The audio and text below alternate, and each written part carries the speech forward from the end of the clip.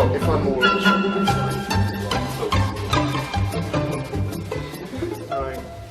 I don't remember how we started these. I think it was just with us bickering and then going into the film. We usually did, yeah. Yeah. So the film was Bright, which I think we saved. Well, we did save it to watch together. I was not ready for that. Enjoyed. It was really hot. It's really hot. This is not my cup of tea, by the way, in case that didn't give it away. The series where we just pick a deliberately bad film to watch. That's not true. That's not true. It originally started where we watched crap that we were sent, not deliberately knowing. Stuff, we were getting sent stuff, and we thought it's probably going to be bad, but we don't know. And it was just a way that we could get through them. And so far, they've mostly been bad. And there was I think maybe one. There was one okay one. There was one okay one. Yeah. Yeah. But yeah. The last one we did was Ayer. Ayer. Sorry, but the one before that was Me, Him, Her, which the reason we did it was because it was written and directed by Max Landis. Mm-hmm. And this one we picked because it's written by Max Landis and directed by David Ayer, who did Suicide Squad and End of Watch and Fury. He also wrote like Training Day. You ever seen Training Day? I have no problem with David Ayer, or at least I didn't. When do you mean like as a person? Well, like you meant as a person. like End of Watch was alright. Fury was alright. Suicide Squad was a mess, but as we said at the time, like we thought it's probably not his fault. Yeah. Having watched Bright, I think it might have been because obviously the reason you mentioned Me, Him, Her is because we don't particularly like Max Landis. No. And so we have covered a few of his films, somewhat out of spite, but I would say that I do like Chronicle, so it's not like treated them fairly, yeah. Like but if they did something genuinely good, I'd admit it. I'd admit it. And like I don't think Chronicle. Like I only watched it once, but I liked it at the time, even though it was a found footage film. And I think the problem is though that he's getting worse. Yes. Instead of getting better. So anyway, we watched Bright. Right, so Bright, sort of knowing we wouldn't like it, but I think we gave it a chance anyway. What's Bright about? Bright is set in downtown LA in a fantasy urban setting, I suppose, because it's about like it's a fantasy world but set in real life. So like there's orcs, fairies, elves. Elves are like the upper class. There's also dragons and centaurs, but we'll get to that. So it's a bit like I mean the central idea is actually something that I used to always wonder, which was like, what if Lord of the Rings continued for another 2,000 years? Would the technology sort of catch up?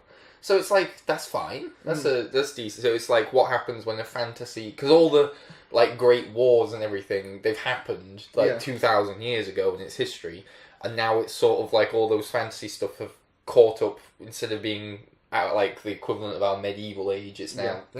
Yeah. And it's a police story.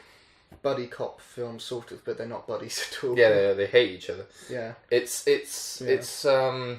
like End of Watch. If you've seen End of Watch, which is David Ayer's first film, it's a bit like that. It's two people driving around like the hood ghetto areas, and they have like. There's racial tensions and stuff, but here that's translated into a very heavy-handed metaphor. Yes, it's a heavy-handed metaphor for everyone. Yeah, a very heavy-handed and confusing metaphor. Yeah. In basically, so humans they're the status quo, I guess. Although the elves are the rich. They're like the middle, orcs are lower. Yeah, and then fairies are animals, maybe. So they're expendable. People don't like orcs because they sided with the Dark Lord. 2,000 like years Lord ago, of the Rings. Oh yeah, so this was the only note that I made while I said we were going to make notes.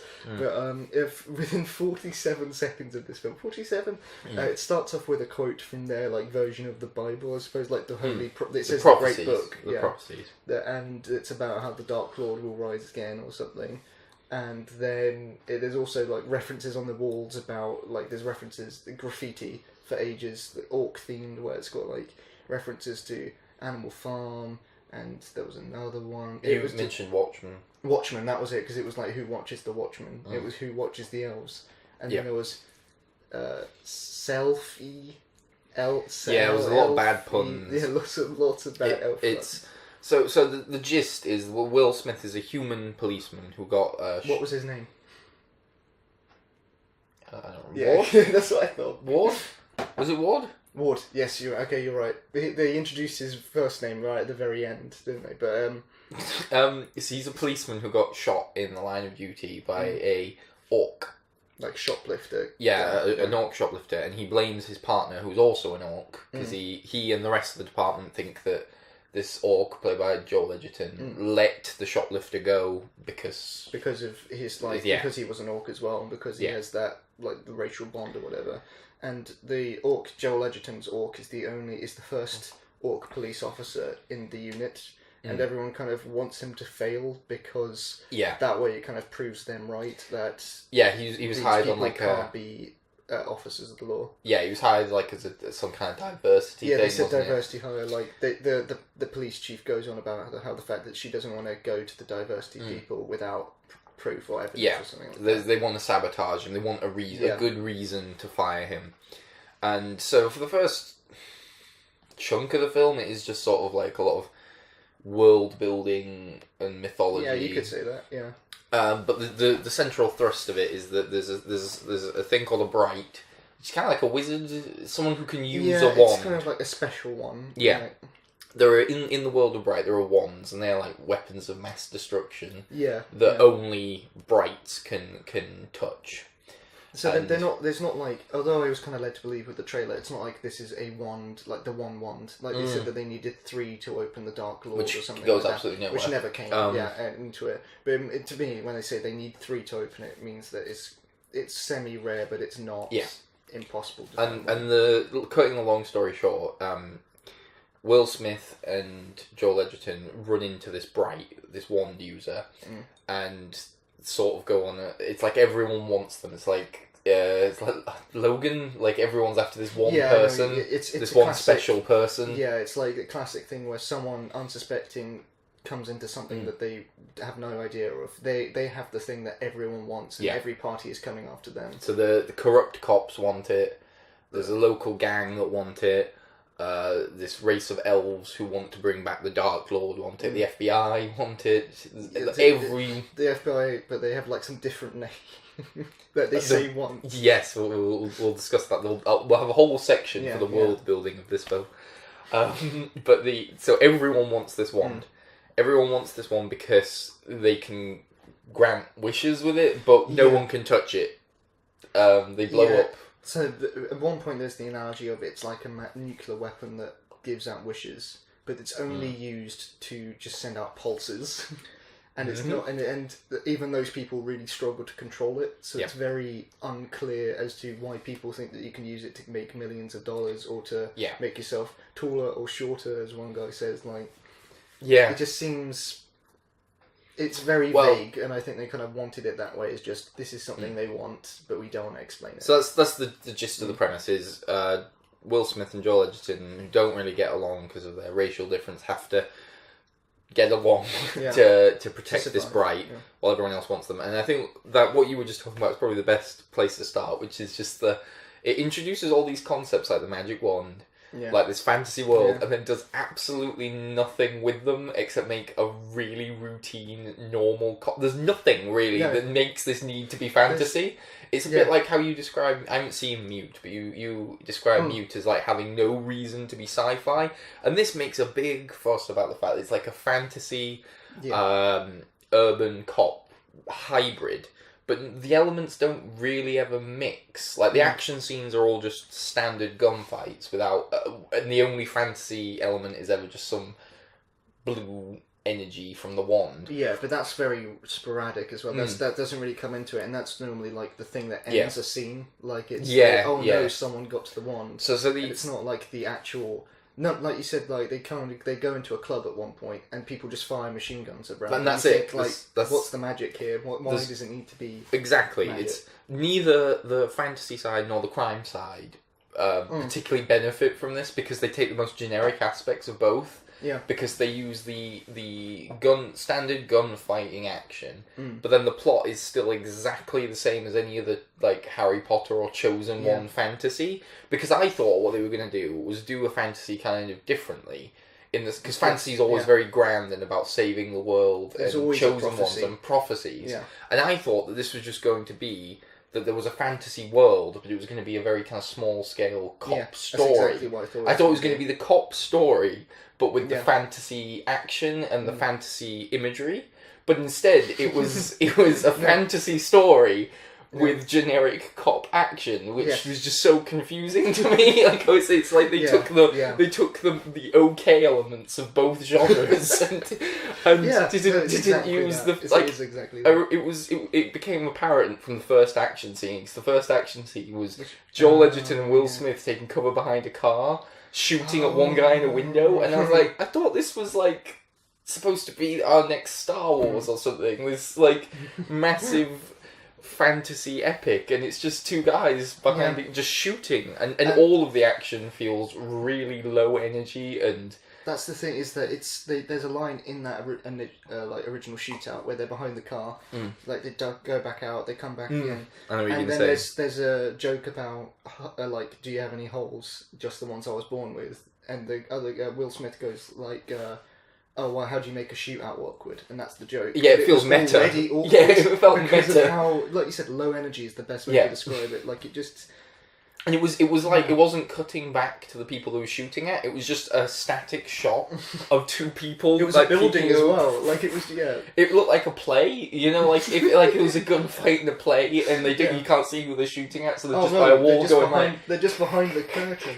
And they're like talking, because the talking's what really matters. It was like that, it was like a play. It's like when you go to see Les Mis and you see the barricade, and they're firing over the barricade into the audience, and you can't see anything. That's exactly what, and all of the action feels very low, because it's followed somewhat closely by a car chase that was just the most the most pathetic, dull car. It was two cars in LA, no traffic or anything, and it all felt so low energy. And when it didn't feel low energy, it was beyond confusing. Like I've recently watched like quite a lot of straight to DVD films that I've been reviewing, where I'll talk about how they're edited confusingly and you can't really tell what's going on.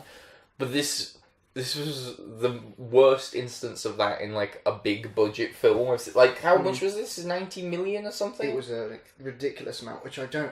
It must have been. It must have just been the star power, because there's not even that many sets or that much. Like outside of it's just streets. Yeah, it's just streets. It's just streets and clubs and like rundown buildings, which you can get very cheap, like for filming. There was no need to be this expensive. Even there wasn't even that much CGI. No, like, there's a dragon at one point, and it's in the background as a silhouette. And I thought, like, oh, that's cool. They're setting up that this is a larger fantasy world. And I kept making a joke throughout that's like, can we have the dragon, please? Yeah. Because it would have been cool. I knew the dragon wasn't going to show up, but I did expect more fantasy elements to show up. But it was just people running around in the dark, shoot. It was like I don't want to like labour this point too much, but I genuinely could not tell what was going on so often. No. It's one of the worst for a film called Bright. It was like I could not. It was one of the worst. That got me when you said that in the film. Yeah, it was so poorly lit. It was like there would be conversation scenes where it would be like the camera was really far away. And either the light source was behind the characters, or there just wasn't on at all. So you couldn't see people's faces. So there's very little like to connect to. It was just like silhouettes mumbling at each other, and you had to put the subtitles on because you couldn't hear it. No, so we couldn't see or hear. And then when it's action scenes, it was like there was one point where Joel Edgerton was. Well, I thought Joel Edgerton was on top of a bad guy beating him up. I thought the exact same thing. That was because it was so poorly lit. And then it turned out it was the exact opposite way around. But the whole thing is so dimly lit, and I really was like, why is this so? Because it all takes place at night, basically, which isn't a problem. There are lots of action films that do. The Terminator takes place entirely at night, but you can see in the Terminator. But this was just so blurry, dim, and then at times shaky. It just seems it's such a weird film to go on Netflix because it feels like it's designed to be anti-Netflix in some ways, because if your internet is not perfectly up to speed, one, it's dark, so you'll get lots of like pixelated, but also there's lots of like artifacts going over the screen, like flares or things like that. And if you know anything like about like bit rates or anything like that, it's just going to make your image look like mush if lots of stuff is happening. Which it did for us. Yeah, it looked like mush, even though we have a perfectly fine internet connection, and we all just watch, like, a normal film will look great on this. But it seems like something that you could either watch on a cinema or on a Blu-ray, it'd actually look okay, still very dark, but no, not on Netflix. It's just pointless. The point I made was it felt like a film from, like, back in 2008. Like, lots of blockbusters and lots of action films would set their set pieces at night, because when it came to people pirating them, they obviously would be watching inferior. And so it would just be unwatchable. I remember, I think that's why Alien vs Predator Requiem is so dim. Oh, right, okay. That's like, a very famous example. All post-production. Yeah, it was all like deliberately made dark afterwards, because it was shot in light. And so they make it look really dark, so that when a pirate's watching it, they just have an unwatchable image, basically. And that's what this reminded me of. It was like watching Alien vs Predator Requiem all over again. There would be scenes where, like, there would be a raging fire and like sirens everywhere, and I still couldn't see. It was still so dim. And when there is a light source, it makes it worse, because it's usually behind someone. Or it's like blurring them out.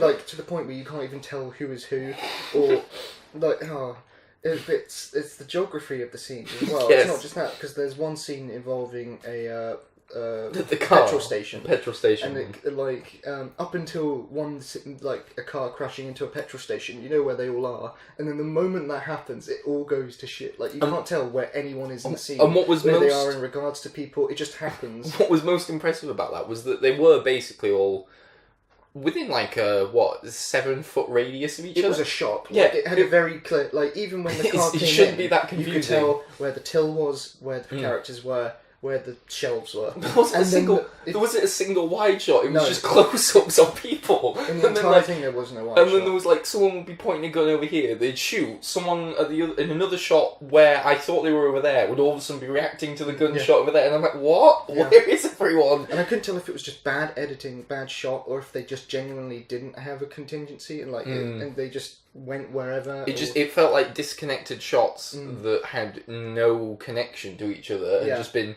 thrown together. And what was worse is no wide shots for that entire thing until the action scene ended. Oh yeah, it was the moment, and then it's like it cuts back for relief or whatever it's trying to do, but it's actually just very. I assume that it's probably because they had the exterior set and then they had the interior set, and they were very separate.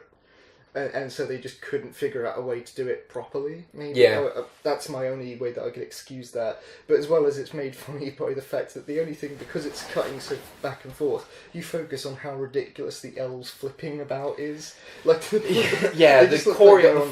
fight choreography in this film was very repetitive. It was a lot of backflips and twirls through the air. Yeah. And it was highlighted because it was always those moves that you could see. Yeah. And then the rest would be dark. So when it comes to this action sequences, they are dimly lit, usually really extreme close up, shaky, cutting, and then like no sense of space, and they're repeating the same choreography. It was hard to watch. It was very, and because the first half of the film didn't feel that bad. No. And it just got worse and worse. But that's also because it got darker as it went on, because it starts off in daylight. And the thing is that the reason we brought up David Ayer at the beginning was because this now sort of feels like Suicide Squad might have been more his fault. Yeah. Because the longer it went on, the more like Suicide Squad it started to feel. And it was to the point where I watched Suicide Squad once, but I remember the choppy editing, and the editing to music in particular. And there's lots of cases in this film where it will just have a mini sequence to music, which is either just not that great a sequence, or the music really does not fit to it. And I'm thinking in particular one shot involving the camera panning around Will Smith, which... That was just such a tone strange. Yeah, that's the epitome, I think, of the low energy that you said, because it's a moment in a normal film where that would be like a like the ball dropping. Yeah. Like, this is where shit starts happening. Like this is when like the night goes from like routine to out of control. Yes. But it's so slow. It felt like energy. It felt like they had all these, like, you know, if you've got an editing program open and there's the music track flag, and they'd maybe move some footage around but forgot to move the music. Like, it really felt like it was just the wrong song. Yeah. That had no business belonging where it was. It felt like a comedy at that point. Yeah. It felt like something that would happen in like a comedy where they do a slow motion comedy action scene to a song. Exactly what you mean it was strange. But yeah, I really do feel like David Ayer maybe does deserve more blame for Suicide Squad than we initially gave him credit for, because this was as incomprehensible and messy as Suicide Squad was, but without the seeming studio intervention. There's even the bizarre cutaways to flashbacks that are all hyper edited and and things that look like what's happening. Things that look like scenes but are turned into flashbacks. But now I'm wondering if that's the case, or if that's just how he makes if that's just how he makes films. It seems like it. As for that's the David Ayer portion covered. Yeah. It was badly made. But what about the writing? What about Mr. Landis?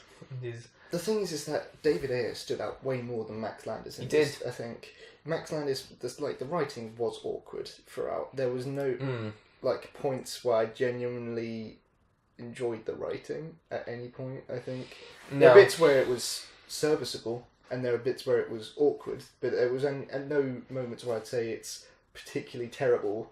And it just comes out that you don't know what parts, because the bits where it gets bad are where basically people spend half the film yelling at each other. It felt and it like goes round in circles a lot, and it seems like ad-libbed. It seems ad-libbed a lot of moments where it got worse and more awkward.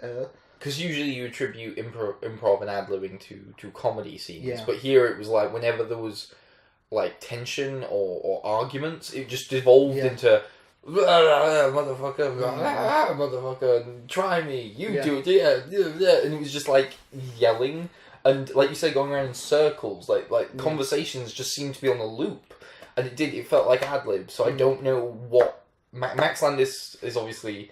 He's very vocal about what happens to films after he writes them, and I've seen on Twitter him talking about which parts he's written, which parts he didn't. He talked about, like, there's that famous "Fairy Lives Don't Matter Today" line, and that was ad-libbed, and that wasn't in Max Landis' script, and I wonder how much was, because there's just, like you said, just a lot of seemingly unrehearsed shouting. Well, just to go back to a point that you made right at the very beginning, which is just that how the magic feels pointless. That's something that's in the Max Landis script, or like the scenario of how things happen. Like the fairy lives bit, that's right at the beginning. It's in the trailer when, it's right when at the beginning of the film after you've seen the shooting flashback. It's Will Smith at his home, and a fairy gets in the Buzz Light, and he just swats it down, and that's the biggest case of magic being in his life.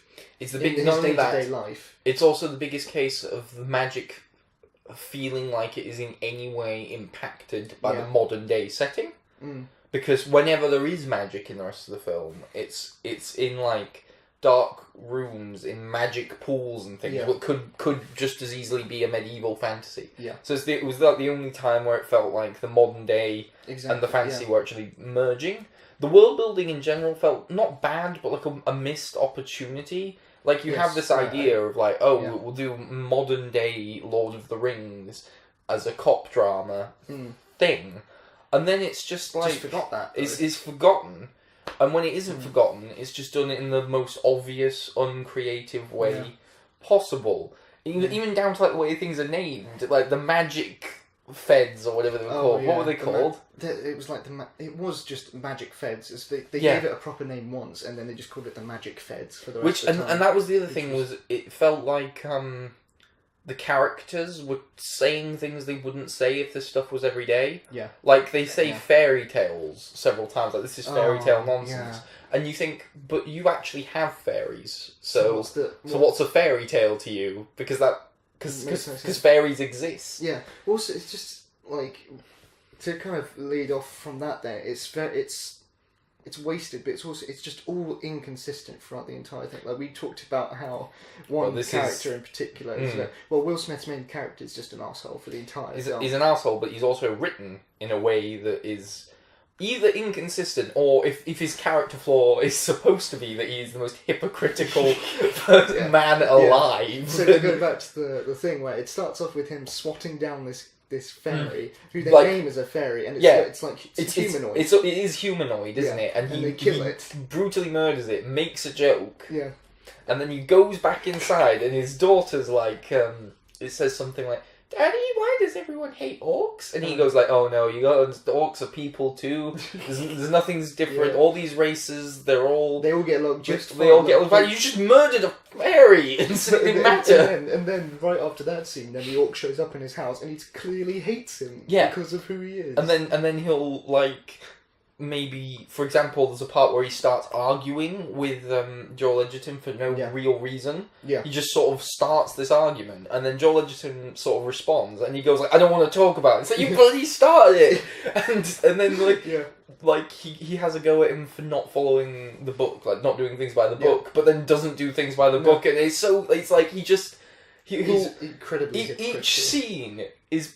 Like, Will Smith does something, and then the next scene, Will Smith tells someone that they can't do what he just did. Yeah. And it was like, it never felt like the film was addressing that, so I don't think it was supposed to be a character flaw. It just felt like the script didn't know. Is that it left me feeling really confused about his character, which I think very unlikable. The film. Because I didn't know which way he was going to go in either scene. Not in like it's unpredictable way. It's just I don't know what he is. I don't know what he's just flipping. And he was just so instantly aggressive, instantly and needlessly cruel, and just an asshole. I didn't like him at all for the entire film. And generally, I mean, with the characters, it was either they were inconsistent, stupid, or in some cases so underdeveloped that it was kind of astonishing. Clinically underdeveloped, I would say. Like the main bright of the story that they have around for the entire time, she has no character whatsoever. Her entire personality is defined by the fact that she cannot speak English. Yeah. A quality that they later take away from her. So her single identifying characteristic is removed. She is just there. And like, when people talk about underdeveloped characters, they usually just mean that they're simplistic or that they have like a couple of traits. But I mean, she had none. Nothing. Absolutely nothing. She was just there. It's rather incredible how little character she was for how long she was in the film. Yeah, she just sort of hung around in the background. She has the third most screen time of any character, and she has less character than the wife, who just shows up for one scene right at the very beginning, or any of the corrupt cops. Yeah, they have more moments than that. Yeah, she's just there. And then, so Will Smith's inconsistent. Joel Edgerton's character is weirdly naive to the point where I thought he had learning difficulties. You apparently wouldn't go that far. I wouldn't go that far, but I do agree with the fact that it's just... He felt stupid. He felt like a comedy sidekick from a Disney film. So... The character side of the writing is all bizarre. The world building, as we said, is either not done at all in some instances, or in other instances is inconsistent and confusing in itself. Because I don't know if we've talked about this on this recording or not, but they talk about things that don't make sense for them to talk about or to make a point of, because it should be everyday to them. Yeah, they talk about there's the magic feds. Which would just be the feds to them. They're just the feds. You only call them magic feds for the audience because to them it's just every day. Yeah. And then they mention Shrek, and you're like, well, does Shrek exist in your world? Yeah, that was the comedy of Shrek would be meaningless in their world. Because the whole comedy of Shrek is that they're talking in modern... It's usually that it's fairy tales doing modern things. Fairy tales. They keep going, this is fairy tale bullshit. It's like, what's fairy tale bullshit to you people? Because you have actual fairies. But also the fairies just seem like they're just pests to them. So but then sometimes they're not. Reference to them, yeah. It's and then it's like it's all one big racial metaphor, but it's so muddled because there's so many races, and like there's the elves who they're another race. They're not humans, but they're rich. So who? But they're also upper class. But also the villains are elves, but they want to revive the Dark Lord, even though they seem to be at the top of society already, which I don't understand. And like the orcs have like fundamental differences that would separate them from like. It doesn't like work as an allegory because the orcs were evil. Yeah. They were like evil as in they were working for the Dark Lord. Yeah, like 2,000 years ago in like the Uprising or whatever it was called. Yeah. And that was a part that I got on in the original recording about how like the orc character seemed very confused between what he actually wanted to be, because he has this whole speech about how I've wanted to be a cop my whole life, but at the same time he wants to also be blooded by the orc gangs, which is just like seems like two competing things at the exact same time. Yeah. And they try to kind of build like this orc, like they have different families and different classes within their system, but it's just not put any light on at all whatsoever. It was simultaneously I think an allegory that didn't really work because for an allegory to work, like things have to match up. You know, like white people have to equal this, black people have to equal this. But it doesn't work in this situation for numerous reasons, not least of which that they have like fantasy powers. Yeah. You know, X-Men works, for example, because like it's mainly an allegory for like being gay, and mutations are similarly sort of like invisible things that people are discriminated against, but they can hide. And in this instance, it's like, what is this an allegory for? It doesn't make any sense a lot of the time, and when it does make sense, it's so heavy-handed. Yeah. And in some instances, so simplest. Like they do the thing that sometimes these things will do, where to make their point, they make the racist characters so cartoonish. Yeah. The corrupt cops were just like. Just evil for the sake. They're just they didn't evil. do any policing at any point. They were just there to be evil, and then that was it. And like they were doing stuff, and we were asking why. Yeah. Why are they doing this? Like, what are they getting out of this? And so it just, I think, from that side, I think the writing was bad, and then there was just dialogue. We talked. I don't know if this is in the recording either, but we talked about how there's a lot of it that feels ad-libbed. Yes. Because it goes in people will start talking, usually in arguments, they'll just start yelling, and it will just be sort of gibberish that's filled, like every other word will be a swear word, which feels like it's kind of filler. Yeah. And then they'll be going in circles, like just talking endlessly, like repeating the same things back and forth to each other. Yeah. And that feels like ad-lib, in which case that's not Max Landis' fault as a writer. It feels like they need to escalate the scene, but they can't think of any way to do it in the writing, so they just, like you said, it just becomes like a bit of an echo chamber, like a feedback loop. Yeah. Like one yells, then one yells slightly louder, then another yells slightly louder. The same things. It's the same thing back and forth. And that might not be the writing, but it's what's on screen. Exactly. Yeah. And then there are parts where it is the writing, like the swipe left part, which I know that was particularly cringeworthy. Yes. It's a Tinder joke wrapped up as a badass one-liner. Yeah, but it's also about making someone explode in a fiery death, which is it doesn't really compute whatsoever. Like even in like if that wasn't in a fantasy film, which just adds it that bit more of separation. If it was just in a modern like action film and someone killed someone and said swipe left, it wouldn't mean anything. It doesn't mean anything, is it? It just it's like it's a classic case of a one-liner being so desperately trying to be funny that it no longer makes any sense. Yes. Well, there was a lot of comedy that felt very awkward. Like at the end, there's this really, really protracted scene with them getting their story straight about what happened, and it went on, and it was like, okay, end, cease, please. And it's hard to tell what's Max Landis' fault and what is potential ad-lib, because a lot of it it's either the weirdest writing imaginable because it feels like ad-lib, or it's just bad ad-lib. Yeah. Well, I think it just comes down to is that they try to do these moments where the action or whatever, it will drop and it will go into an inane conversation that's kind of awkward, and that's trying the comedy that they're trying to do. Like, they have clips in the trailers as well of like when they're in the car and it's like, oh, that's not orcish music, and then that's music, that's it's a great love song, and that's the joke, and then goes, that's a love song in prison, and it's just awkward and halts there. But because the rest of the scenes are also, even the action scenes are low energy, it doesn't feel like it's dropped to an awkward level. It just feels it all feels like a bit like in Red Letter Media when they make a joke that they kind of realise is crap and kind of go like afterwards. It was like that. The whole film was like that. It felt like that was the joke that they wanted that they were going to cut out of it, but then they realised they had no way to end that conversation. So like, it's not that funny, but put it in. Maybe some people will like it. So it was badly written as well. Not terribly written, but bad.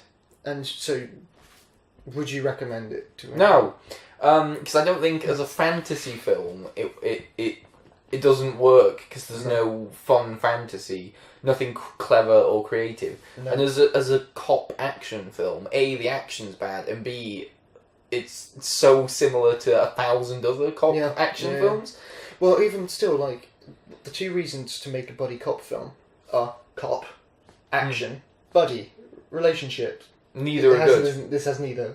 And it doesn't. The fact that it's a fantasy doesn't matter, apart from sometimes some blue light will go. Yeah, no, it could have. And everyone has funny faces. But there was no reason for it to be fantasy, other than this allegory, which, as we already said, it was muddled beyond belief. Yeah. And didn't ever make a point except for when it was batting you over the head with it. Even then, it wasn't really.